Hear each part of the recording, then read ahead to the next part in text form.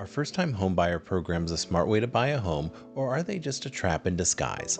Let's talk about the hidden downsides nobody talks about. So what are first-time homebuyer programs? These programs are designed to help people buy their first home. Now, just a caveat to that, sometimes you'll hear the term first-time homebuyer program and think that this has to be your very first time buying a home, because that's what it implies, right? But what I found is that usually it means it's the first time you're buying a home, or you haven't bought a home in 3 or more years. You'll need to check with the individual program that you're applying for, but that's what I've seen generally speaking. Most of these programs require that you live in the home as your primary residence. Now, first-time homebuyer programs can fall into a few different categories. First, there are grants, which is money that you don't have to repay. Then there are forgivable loans, which become grants after a certain number of years if you stay in the home. Then there are second mortgages. These could be low or 0% interest, and they're repayable when you sell or refinance the home. Then there are reduced mortgage requirements, like a lower credit score or down payment. Typically this will be loans like FHA, USDA, or VA loans. These programs can be available through state or local governments, housing finance agencies, or nonprofits, and sometimes lenders may have their own special programs. Now let's talk about the pros of these first-time homebuyer programs. The first is reduced upfront cost. One of the biggest challenges that people face when trying to buy a home is being able to save for a down payment, closing costs, and all other fees that come up in the process. And that leads to another pro. You can buy a home sooner. Some people wait years to save enough to buy a home. So if you're able to get assistance, that can help you buy a home much sooner than you otherwise could. Another benefit is access to education. Many programs include homebuyer education or counseling, which can be super helpful if you're new to the process. Real estate education is something I'm very passionate about, as you probably know if you've watched my videos before. I think it's super important to understand the process as much as possible because that can help you have a smoother transaction and avoid mistakes. Another pro is that you can sometimes stack these programs with other assistance. So for instance, let's say you're using a low down payment loan like FHA or USDA. You might be able to combine that with a down payment assistance program or a closing cost grant. So in the best case scenario, you might be able to buy a home without much out-of-pocket expense, if any.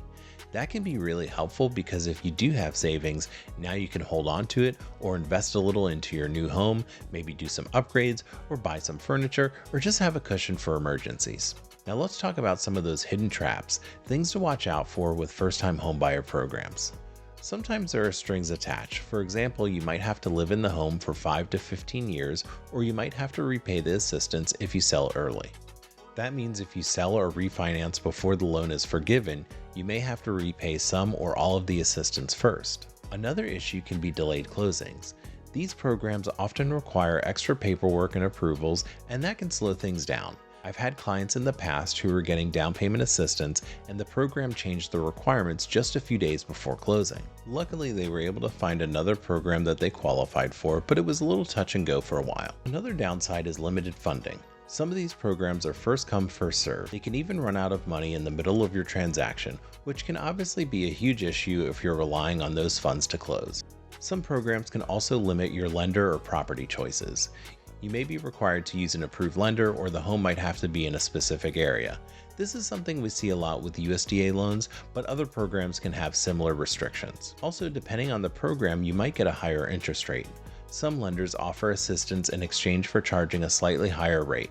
So it's really important that you understand the full cost of the loan, not just the upfront savings. Sometimes there are fees or requirements that aren't super obvious until you're sitting at the closing table, and by then it's kind of too late. You can go to my website at workwithdang.com for free resources like a quick start home buying guide and a home buyer's course. I can help you find a real estate agent in your area. There's more information on my website.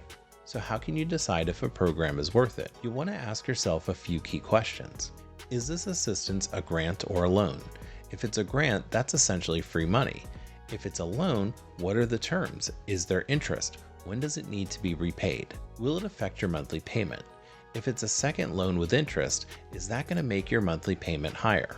Are you planning to stay in the home long enough to meet any requirements? If the assistance is forgivable after 5 or 10 years, are you confident you'll still be living there?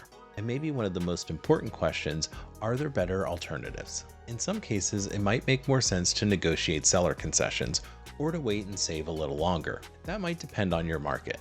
Some markets are still pretty competitive and it's hard to get sellers to cover closing costs. But sometimes you find a home that's been sitting on the market for a while, or you get lucky and find a seller who's flexible. In that case, negotiating could get you just as much assistance without some of the strings attached. So how can you find these programs? Start by asking your lender. Some lenders have access to programs that others don't. That's why I always recommend talking to at least 3 different lenders, especially if you know you're going to be using a first-time homebuyer program. It really helps to work with someone who's familiar with the program.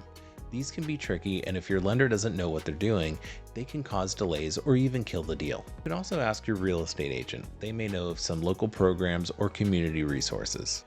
There are a couple of websites that can help too: downpaymentresource.com and HUD.gov. or contact your state or county housing agency. A lot of programs are tied to income limits, your location, or your occupation. So if you're a teacher, nurse, or first responder, there may be programs specifically for you. In the end, first-time homebuyer programs can be a great tool, but they're not one size fits all. Just make sure you really understand the details before jumping in so you don't get surprised down the line. Comment and subscribe if you've gotten any value from this video. It helps me out a lot.